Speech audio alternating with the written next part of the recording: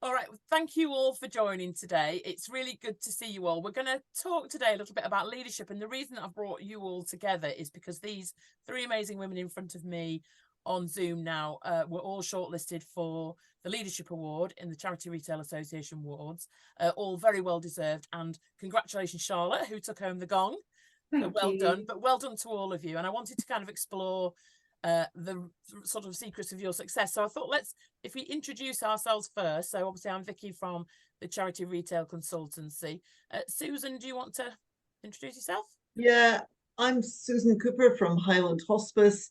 I've worked in the sector always for Highland Hospice for 25 years, starting as shop manager and now at the point where I'm commerce manager.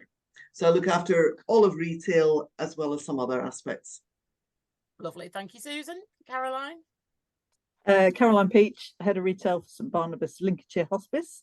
I've been with the hospice for coming up 16 years next month. I started as an area supervisor, retail area supervisor, and worked up to retail manager, and then was lucky enough to be promoted a few years ago to head of retail.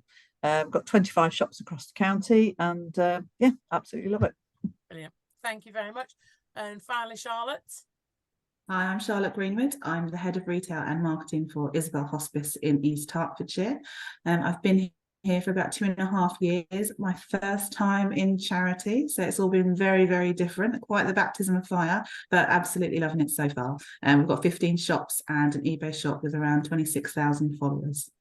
Fantastic. Thank you so much. So yeah, we've got kind of like polar ends of the spectrum, really. Charlotte, who's a relative newcomer to the sector, and yeah.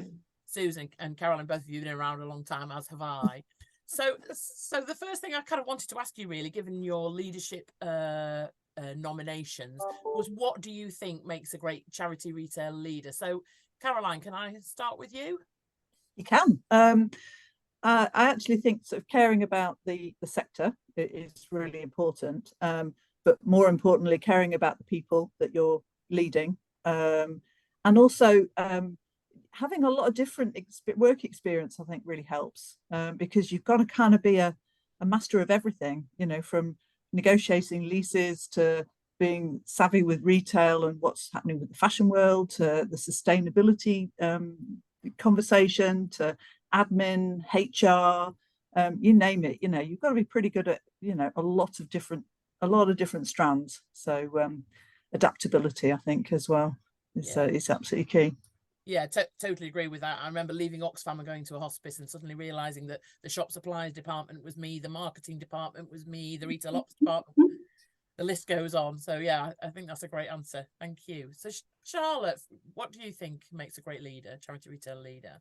I think for me, it's really about just being brave and being willing to try new things and learn from that. So I think you're not always going to make everyone happy, but I think as long as you learn from any mistakes that you make, so that you're not standing still and you're continuing to move forward. And I think as charity retailers, we should be looking at what the corporate retailers are doing on the high street and taking inspiration from that and being able to tailor that according to the budget and the resources that we have, so that we're still being inspirational and offering amazing customer service to our customers. Yeah, fantastic. I totally agree. And I think that looking up and out, which all of you do all of the time, is, I think, a really important thing to do. And I think even if you've been in the sector a long time, it's still important to kind of lift your head up and see what everybody else is doing, isn't it? Thank you. Susan, what do you think makes a great charity leader? I really liked what Caroline said about life experience, I think you said. And I hadn't thought of that, but I think that's a really big part of it. So you have experienced lots of different situations. I would say having a vision and being open to possibilities, open to different possibilities that open up to you. And again, like Charlotte, not being afraid to make mistakes, and that to have a board of directors or whatever your management structure is behind you that allows you to do that is great. But mainly enjoying the job and enjoying your team as well. Because although we all have days where we're kind of groaning and hitting our heads, it's the fact that it's an enjoyable job and it's a job with lots of variety in it. And having a team that reflects that, for me, is really important. Yeah, absolutely. And I think you've sort of touched on the next question that I was going to ask, which is what is the thing that you enjoy the most? So do you want to take off from where you left off, Susan? So what do you like the most about your role? Well, a lot of the things that I've said, the variety and things like that. But actually, the thing that I enjoy best or most is my team. Now, if I had just come into the sector or into a job, I wouldn't necessarily say that, because that to me is almost a bit of a surprise. But I love having my team that works well together. My part in creating that team and constantly looking at that team, because they're the ones that actually do the day-to-day work, the difficult work in the shops. And watching that team work together, listening to the team, taking on board what they say, is actually the number one priority for me. Well, it's my priority, but it's actually the thing that I enjoy most. And I'm kind of surprised by that. I thought that I would think of some other aspect of it that I enjoyed the most, but no, it is actually the team. And also within the sector, the huge team that works within the sector, for me, is really special. Yeah. I have worked in regular retail, not all that much, but boy, I wouldn't want to go back to it now. But this sector, I think, is just great, with some really good people in it. Yeah, totally. And I think, it's such an open sector, isn't it? And people share so much. Yeah, absolutely. That's fantastic. Thanks, Susan. So Charlotte, what's your favourite thing about your role? I think, like Caroline and Susan said, it is the variety of the job. You have to wear so many different hats, sometimes too many, but it's just great to have that continuous learning. So I've always been on the commercial side of retail, and having to learn the operational side has been a real change from me, but it was great because it meant that 16 years of my previous career was just taken over by something brand new, and I was suddenly learning again, and that was really great to get that side of my brain going again. I mean, I don't really want to hear more about 1954 acts and lease renewals and rent reviews, but I've had to learn about it, but that's been really interesting. And then it's just the rewarding factor from it. I've been very used to working for corporate retailers and making companies very rich, but to be in the office and, moaning about my Excel spreadsheet not working and my P&L taking ages to load, you suddenly get some perspective when you've got the CNSs out there in the hospice at home team on the phone, talking to patients, talking to loved ones about things that are really sensitive and really quite heartbreaking. And all of a sudden that just puts it all into perspective of why we're here, why we're doing this. And every time I go out to the shops, our shops teams are so passionate about that's the reason why they're in there. It's not for the money, it's not for the glory, it's all about giving back to the hospice, and it's always just really touching to see. Yeah, it is fantastic. That is a privilege, isn't it, to be able to do a day's work and know that it's really making a difference. So thank you for that. Caroline, what about you? Well, probably echoing what both ladies have said. I mean, I came from commercial retail, making lots of money for other people, and got a bit disillusioned with it. And I love making money. So I found a way of doing that, but also sort of giving back to the local community, and also in a business model that actually fits in with the message of sustainability, and reuse, recycle, which it's been doing for so many years, and I'm sure we've all shopped in charity shops from the year dot. So actually being involved with something that I had a passion for when I was a teenager is a real privilege. And we're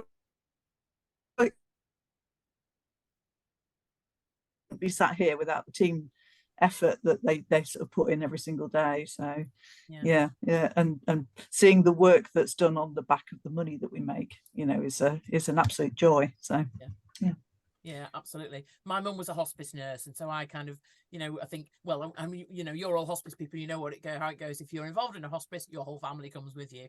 And so I used to play the flute in the Christmas Carol service when I was 16 and do the white elephant stall at the garden party and all these kind of things. And it kind of really touches you, doesn't it? That kind of world. It is, hospices just do amazing work. And like you say, it's hard not to be feel really emotionally kind of attached to it. And like you say, it is a real privilege to be able to do a job that makes that kind of difference.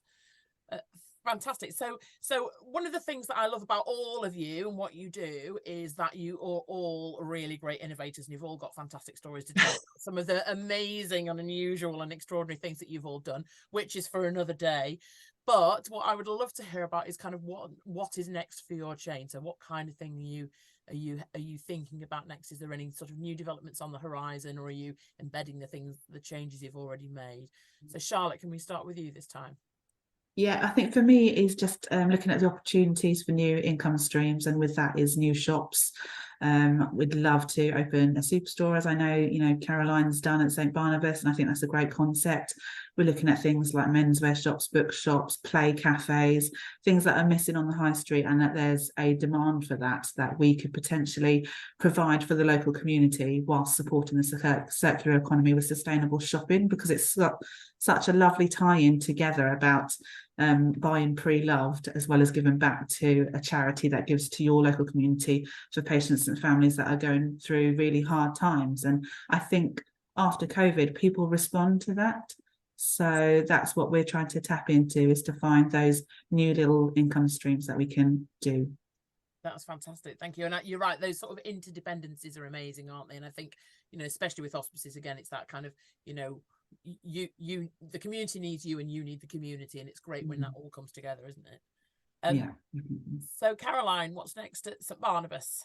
Well, I think what we're going to just keep consolidation on what we've done. We only have a limited amount of places we can open new shops in Lincolnshire, so probably looking at sort of slightly larger locations for the shops we've already got. A couple of irons in the fire with those, but I think it's working on sort of like the technology side of things. I think will help us work smarter, not harder, in terms of things like rolling out some gift aid equipment in the back rooms of shops to increase our gift aid numbers.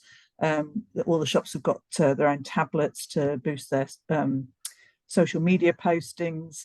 And I think something that we're working closely with the marketing department is going to be looking at using our shoppers' data a lot more to kind of tailor offers, and getting people into the local shops and making them feel part of a local community. And I think data and technology will be able to help us do that. So it's actually quite an exciting time. It's not an area that I know an awful lot about, so yeah, that's that learning thing again, isn't it? Yeah, definitely. And exciting. It's a great sort of example of the sort of ever sort of changing sector that we're in, isn't it, as well? And I think you're right, technology is a big, especially AI. I mean, who knows where that's going to take us? But I think there's lots of and Vicki, one of the great things is, like, alluding to sort of like directors and a board that supports you. I think you have far more freedom in a charity retail sector than you would do in commercial retail. They're much more likely to get behind our harebrained schemes and ideas. And that's what I love about it. You've got the freedom to be able to sort of put these things in place, and you're not railroaded into only doing a certain thing a certain way. So yeah, absolutely. So I'm going to say three things. I'm going to say gin, which I think two of you have done gin already, haven't you? Yeah. A railway, which is Susan. Yeah. I know what was the other thing I had in mind. Oh, a Harry Potter shop, of course. Harry Potter. Right. Yeah, that's old hat now. Go over that. We've got Harry Potter. We've got a couple of breweries near us, so my next one on the list is beer. We're going from gin to beer, maybe. I'm liking your style. I want to know what you were doing with the gin, but maybe we can talk about that later. They've got their own gin. They've got hospice gin. Yeah, hospice gin. So Susan, I always get very excited by all your innovations. What's next for Highland Hospice? Well, after the conference, I was very aware of there's a limited number of places that we can look at opening shops, because we don't have big towns or anything like that, other than the ones that we're already in. And we are looking at opening two or three different locations, but they all seem to take an awful long time to negotiate, etc. And I really like the idea, but this is secret, so don't tell anyone, okay? I really like the You know we're idea recording this, don't you? Yeah. of getting a mobile van that we could go to outlying villages. We can sell there, and when we've sold everything on the van, we can collect all the donations and bring them back to our warehouse. So I really like that idea. I have no idea how it will work, if it will work, but I'd like to look at that. I want to look at the whole team. I think that we might have to restructure our team a bit because of the workload that everyone is struggling with at the moment.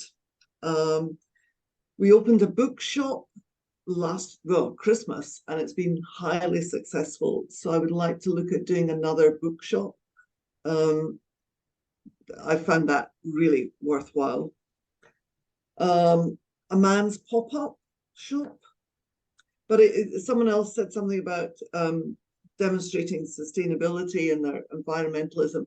That to me is a major aspect going forward, and we have to major all the shops on that. So we're working at all of the things that we use in the shops, and I can't even remember the word for them, but all of the packaging and the materials that we use in the shop being environmentally positive, and then we can start actually letting people know about that, passing the message on. But until it's all, we've covered everything, I don't want to advertise that fact. But for me, that's really big. Yeah, and that's enough to keep us going for a bit. It certainly is. Yeah, I think so. That van idea, that's an interesting one, because I've thought about that as well, and I can talk to you about that, because when I was at Martin House, that was something we were thinking about doing with we had a caravan, a fundraising caravan, and we were about going again, similar rural location, going out to locations that can't sustain a shop permanently, but might want to donate and sell. And also, it's a way of getting the service out there, isn't it? It's about talking about the service and helping people know what's going on and things. Yeah, and again, we do something similar. We have our thrift and fizz events where we'll go to somewhere like a local garden centre and we'll set up all of our products. So it's a curated collection of what we would sell in our shops. We put on a little bit of Prosecco and cake, because what draws a crowd like Prosecco and cake?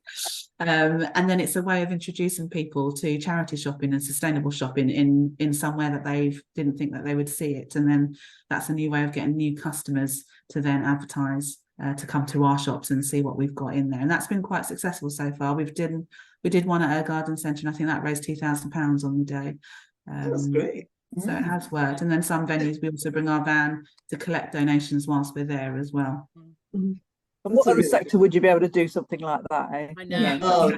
Fantastic, isn't it? Yeah, it is. And we do celebrate creativity and taking risks and things like that as well, don't we? And obviously you've got to, it's donors' money that we're spending. It's important to think about those things carefully and make sure that you're doing it with that in mind. But I think the vast majority of ideas that people try out, you can see kind of end up becoming embedded and become kind of our new normal, really. Once one person does it, somebody else goes, oh, that's a good idea, I might try that. And particularly in the hospice world, of course, because you're not crossing boundaries, it's there as well. So fantastic. So that's amazing. Thank you so much, everybody. It's absolutely lovely to hear your thoughts and your ideas and your plans for the future. I cannot wait to see what you will do next. And once again, congratulations on your nominations, and Charlotte, on your win. Very, very well deserved, and well done. Just some amazing charity retail women. Great. Thank you. Thank you very much, Vicki. Thanks.